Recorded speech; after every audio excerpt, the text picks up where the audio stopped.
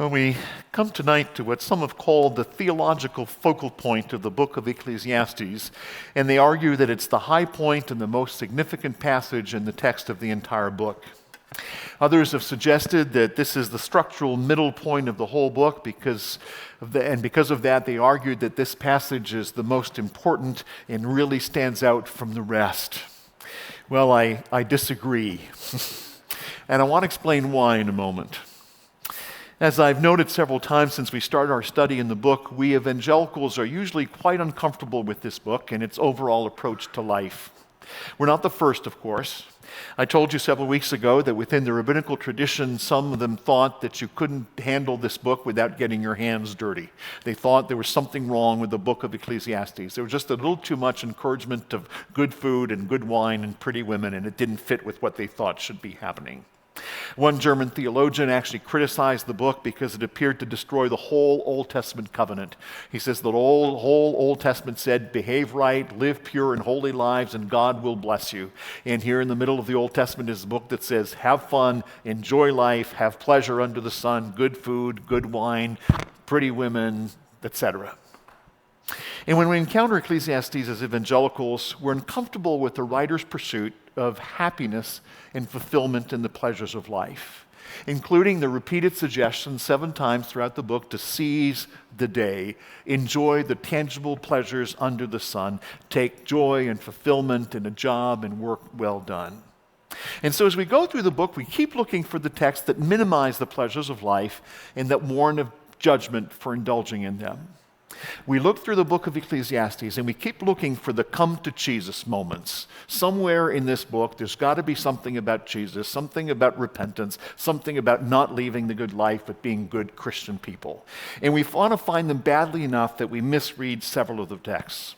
And in our search for those come to Jesus moments, we stumbled across the beginning of chapter 5 that seems to be suggesting that we need to go to church with great reverence, listen to God's word, and worship. We think this is it. This must be the high point of the book that says all the rest of the book is a little off, and this is what we pay attention to.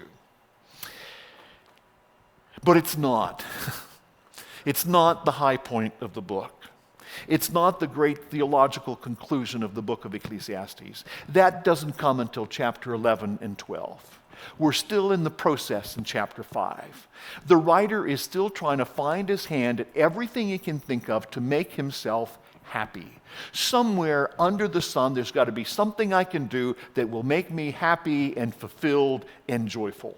And the beginning of chapter 5 doesn't describe the kind of real faith that trusts in God that comes at the conclusion of the book in chapter 12.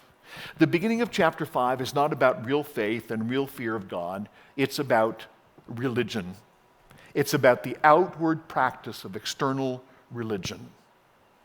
So far, we've read texts that spoke about the fact that there's some momentary pleasure in good food and good wine and wealth and in luxury, even in wisdom and intellectual pursuits. And in each case, the writer has suggested that while there's some good in each one of these things that God has created, and there's a moment where they can be appropriately enjoyed, ultimately, they leave us empty.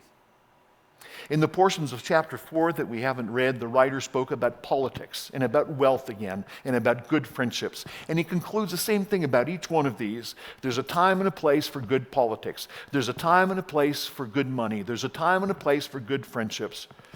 But ultimately, none of those things can take the place of God in our lives.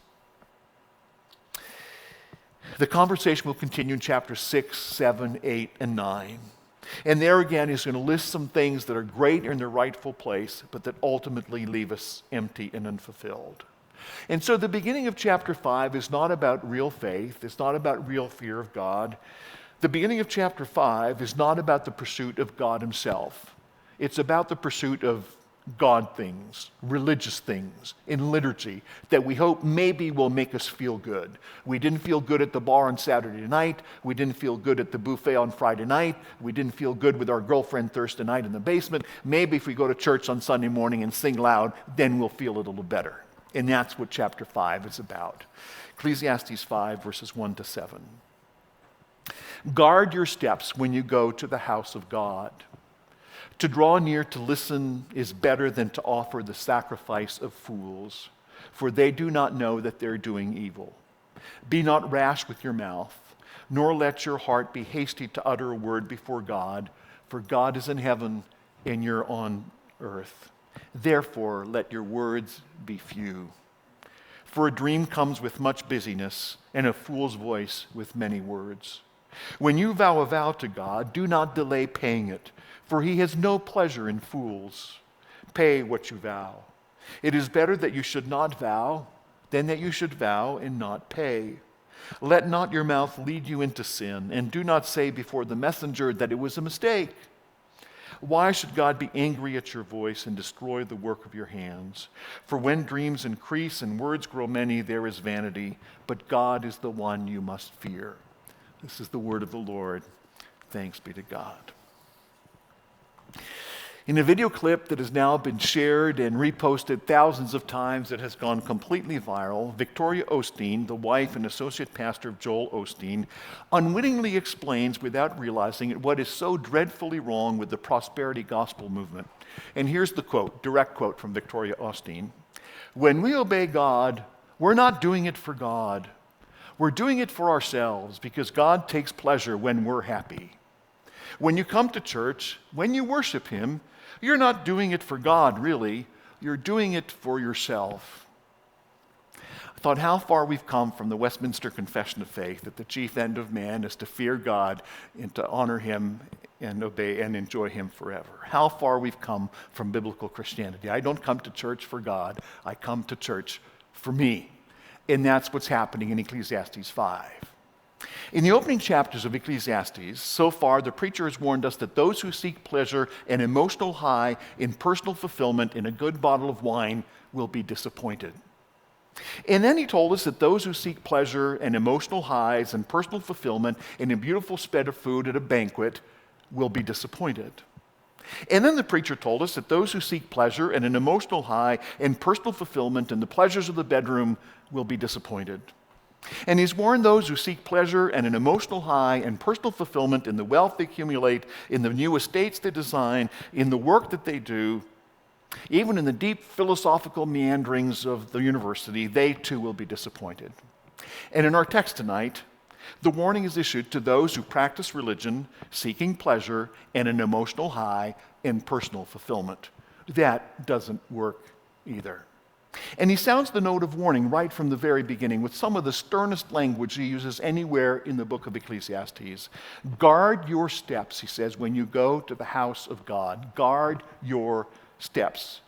This is not a warning that there's a shaky step on the front steps when you come to church and you're going to watch what you do when you climb up the stairs to church. That's not what he's saying.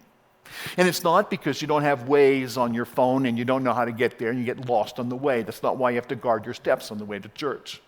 The scriptures regularly refer to our behavior as our walk. The way we walk is about how we order our lives. And as he begins this morning with one of the strongest imperatives of the entire book, there'll be 4 strong imperatives in our text tonight, and this is the first and the strongest of all. You remember Job, he said that he had put a guard in front of his mouth to make sure that no profanity came out, that he didn't curse God. David says that he guarded his heart not to sin against God.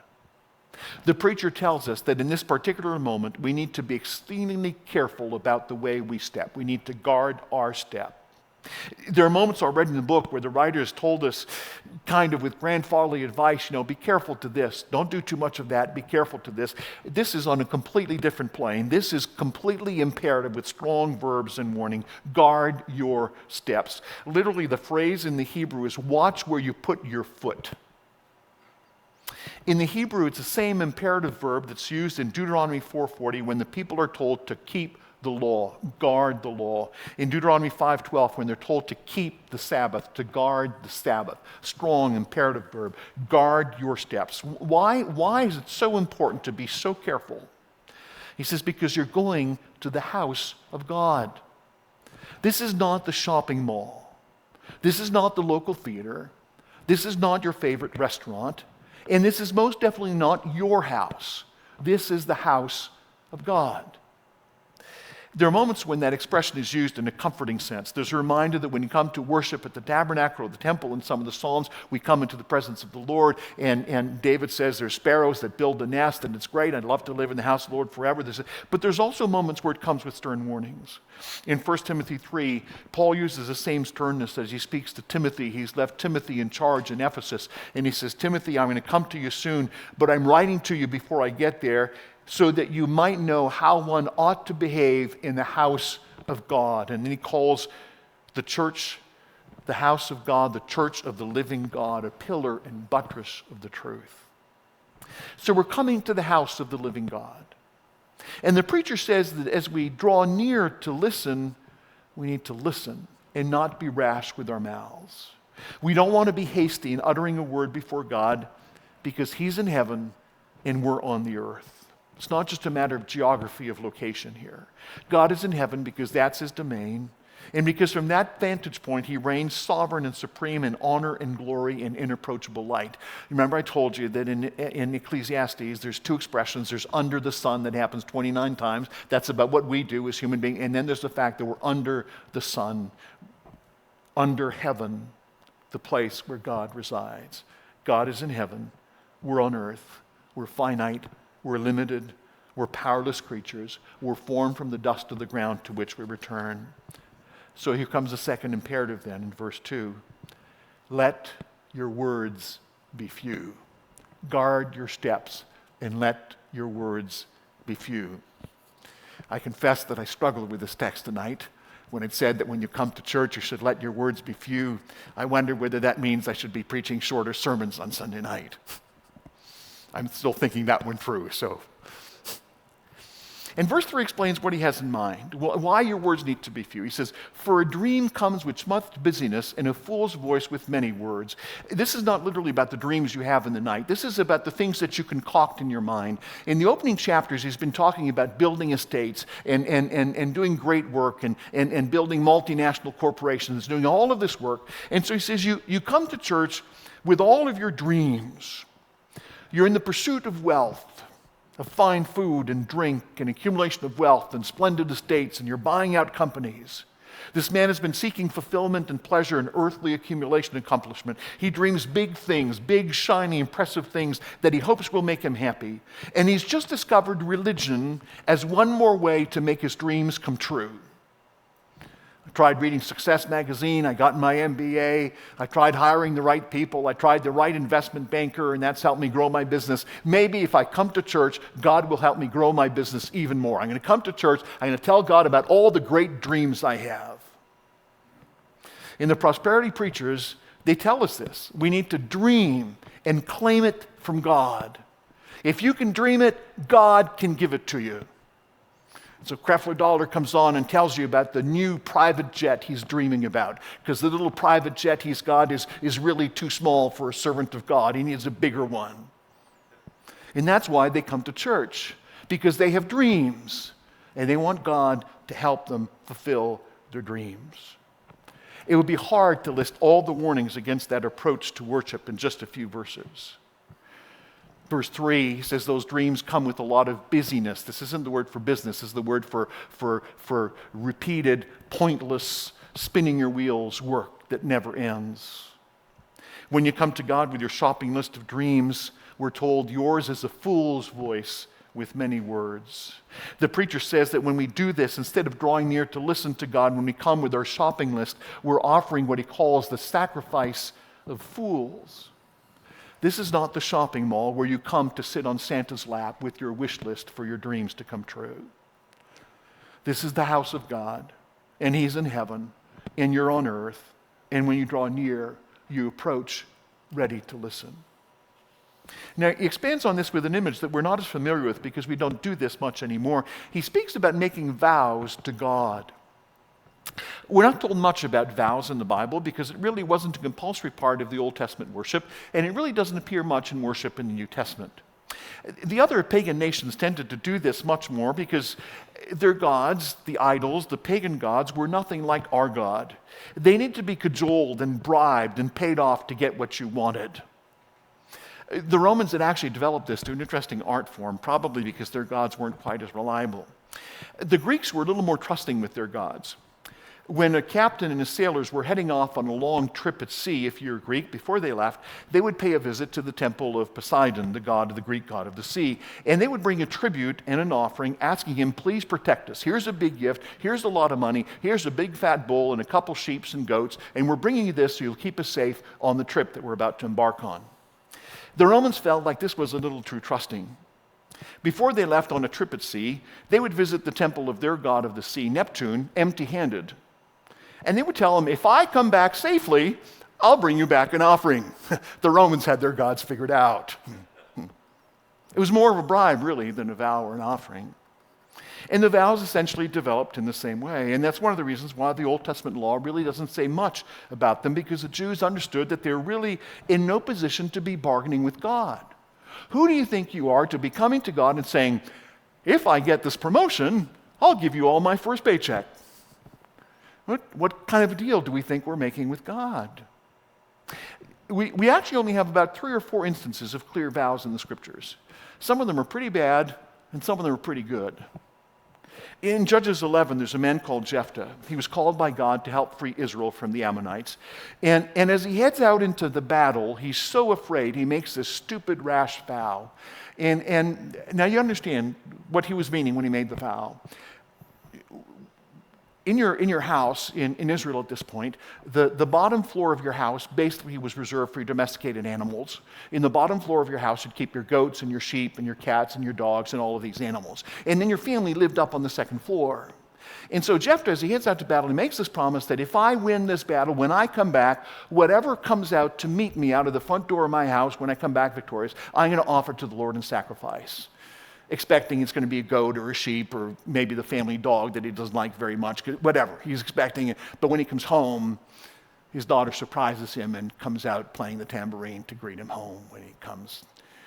That was a rash, stupid vow if ever I saw one. But just a few chapters later, at the beginning of 1 Samuel, there's this heartbroken woman who comes to the temple in worship. And her sister wife has children and she doesn't. And she's heartbroken at her infertility. And she makes a vow to God. And she says, God, if you give me a child, I will give him back to you to serve you. And the Lord answers her prayer. And she fulfills her vow. And the object of that vow, little Samuel, becomes a key figure in the history of the nation of Israel and their faith and their worship. We don't have the details, but we know that at least at one point, the Apostle Paul and some of the men traveling with him made a vow. We don't have all the details about what it was about. And then a strange twist of circumstances, one that I really like. In Acts 23, there's a bunch of men who are really upset at Paul. They're hunting him down. They're trying to get him.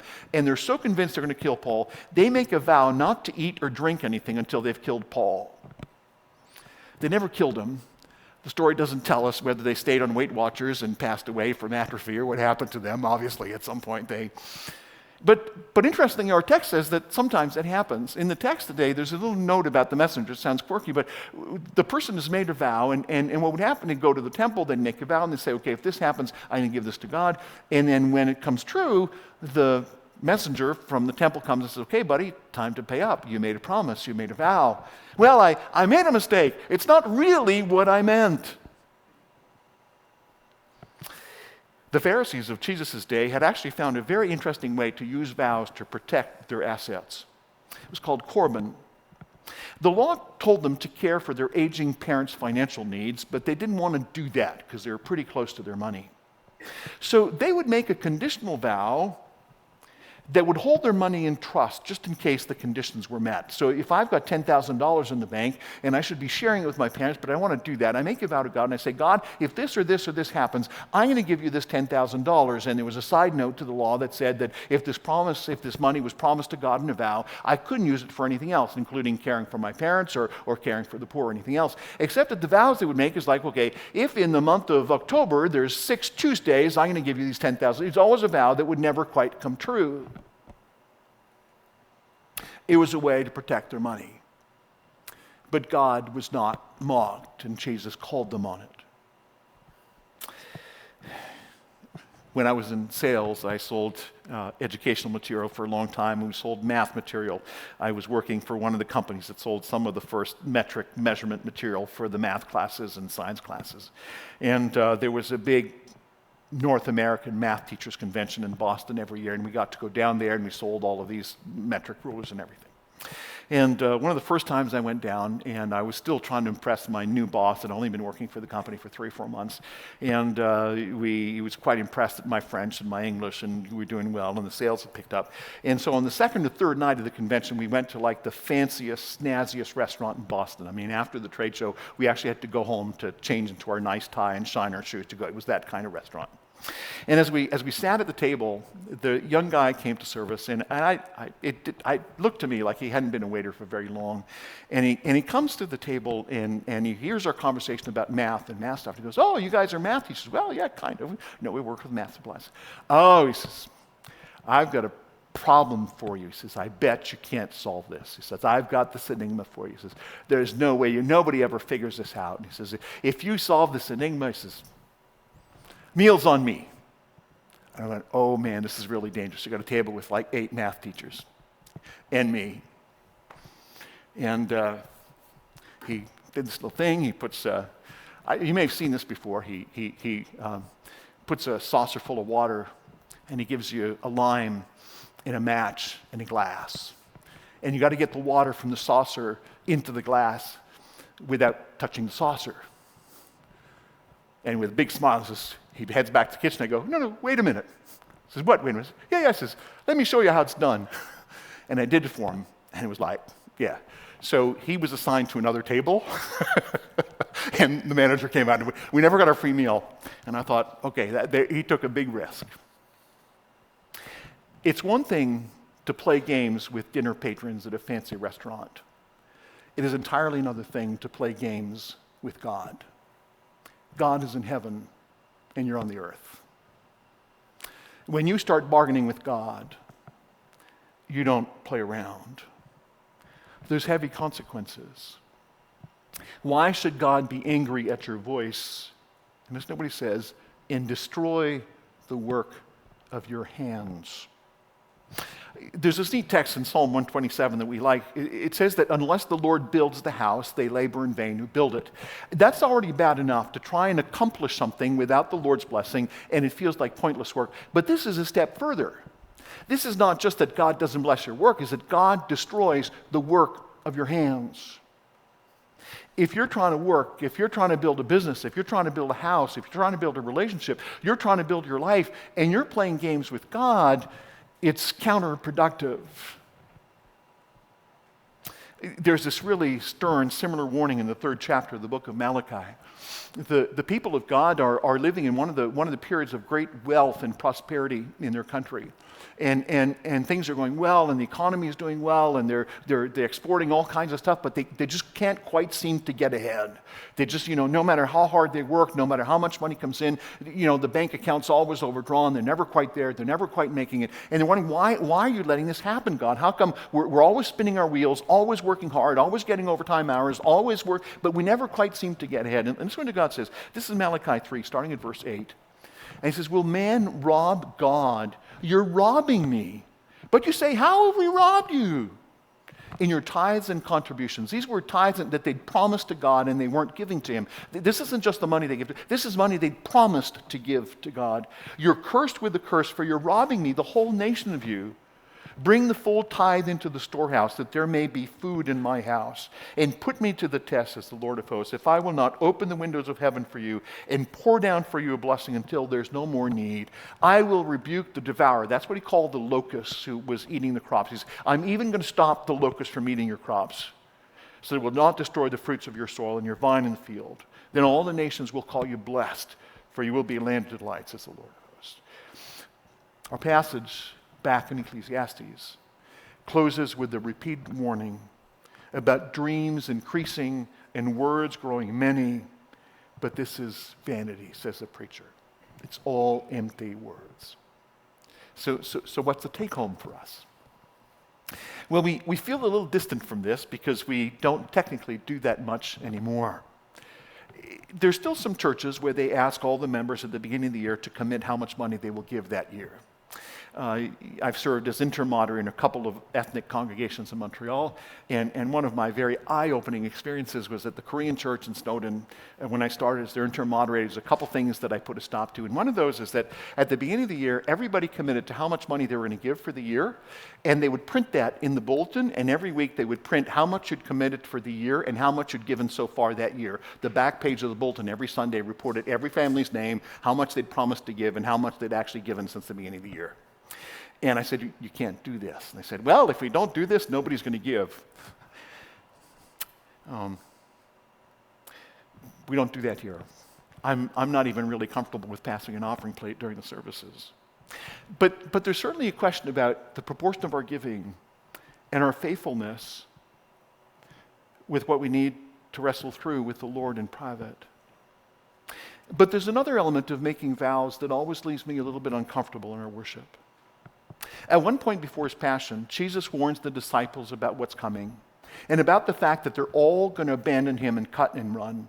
And Peter very quickly steps in and vows very loudly and brashly, says, Lord, they're all going to leave you. I'm never going to leave you. I'm with you to the death. And a few hours later, Peter denies Jesus 3 times. In our study about worship and the college and careers, I expressed some concern about the fact that many of us in our worship service express desires and rash vows beyond anything we intend to keep. I'm particularly hesitant when I sing a hymn like, I surrender all to him I freely give. We sing that, and then next Sunday evening, if there's a good show on TV, we skip the service. We sing that, and life gets a little too busy. We don't read the Bible for the next 4 or 5 days. I come to church, I sing about surrendering all, and I reach in my pocket for a handful of change to throw in the offering plate.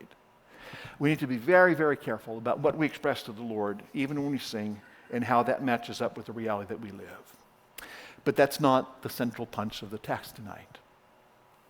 The central punch of the text tonight is, there's a long line of things in Ecclesiastes that people think they can do for their own pleasure and their own fulfillment. Good food, good wine, pretty spouse, a nice house, a good job, and a nice church with a good service that makes me happy when I leave. We were visiting a city over the weekend a number of years ago, and we were looking for a church to visit on Sunday. And these were the days before the internet was a thing, and there was still the weekend paper with all the ads for all of the different churches. And so you could buy the Saturday paper, and all of the churches would list their Sunday service, who was preaching, what the sermon was about, and they would all list, the things to look for. And I'll never forget one of the ads. There was the name of the church with a picture of the building and the address and other details, who was preaching. And then there was a 3-word tagline. This was a 3-word tagline of the church. Fundamental, friendly, air-conditioned. And I thought, okay, don't get me wrong. I really appreciate the air conditioning, especially when I have to play on the piano and I get really hot and nervous, okay? That's not the point. But I thought, this is interesting. This is how I'm going to pick my church. I want a church that's fundamental, true to doctrine, friendly, nice people. And it's got to have parking and air conditioning, right? Because it's got to be convenient to. Remember the scary words from Victoria Osteen. She said, when you come to church, when you worship him, you're not doing it for you, you're doing it for you. The central question of our text tonight is about church. It isn't just about church. It's about the whole of your faith. Is your religion something that you're doing as one more in a list of stuff you're trying to make you happy? Good food, good wine, nice spouse, good job, nice church. All the things you're going to try to make yourself happy and joyful and fulfilled. Or is this about approaching with reverence and awe and worship your Creator that you fear and that you love, more often with your mouth closed and listening than making rash vows in a lot of words and dreams? Amen.